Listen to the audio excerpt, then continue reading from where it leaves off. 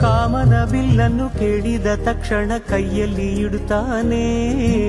ಹುಣ್ಣಿಮೆ ಬೆಳಕ ವಸ್ತ್ರವ ಮಾಡಿಸಿ ತಂದು ಕೊಡ್ತಾನೆ.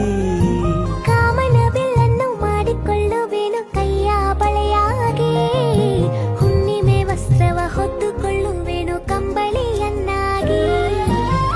ಸ್ವರ್ಗದ ಮೇನೆ ಇಂದ್ರನಾನೆ ಎದುರು ಇಡುವನು, ನಿನ್ನನ್ನು ಮುದ್ದಿಸಿ ಬರುವನು.